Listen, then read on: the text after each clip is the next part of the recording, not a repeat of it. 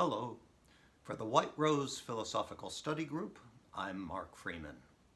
This is the first in a series of videos where we will be discussing spiritual and philosophical concepts which can be applied to everyday life or any other worthy endeavor. To begin, a word or two about the White Rose Philosophical Study Group. This is a forum for philosophical and spiritual education and discussion, where all questions upon the relative subject are welcome. Your host is certified as a study group facilitator by the Church of Illumination. The Church of Illumination was founded in 1908 by Dr. R. Swinburne Clymer, and it has members throughout the United States and the world. For more information on how to become a member of the study group, or for more information on the Church of Illumination, please see the links in the description below. Now, let's begin. What is philosophy, and how does it compare to science and religion? To answer this question, we must first define exactly what philosophy means.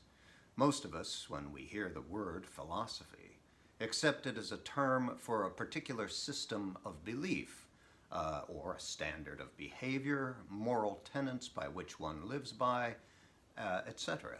However, this is the modern understanding of philosophy.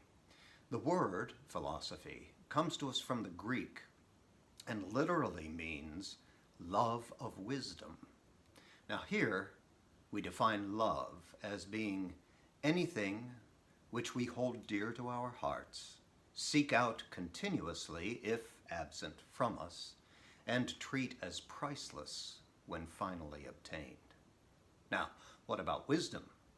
In modern language, we tend to see wisdom as synonymous with truth. If someone says something which we perceive as true, we often say that this is someone with great wisdom. However, for our purposes in these videos, we are going to define wisdom as knowledge obtained by experience, observation, or experimentation. Let me repeat that. Wisdom is knowledge obtained by experience, observation, or experimentation.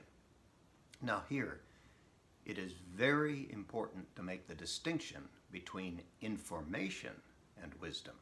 Information is nothing more or less than apparent facts one has retained in one's memory. It is simply that, information, nothing more. As information without application, there is no way of knowing whether it is true or false. Ask yourself, how many things do you read on the internet, or see on television, or hear in the news that you accept as true when they are actually outside of your own experience, observation, or experimentation? Even this video and these series of videos must be viewed critically. Accept nothing as true until you, yourself, have been able to experience it, observe it, or have, through experimentation, been able to verify it. So, we can see that wisdom is very much like science, that it is knowledge obtained using means similar to what is known as the scientific method.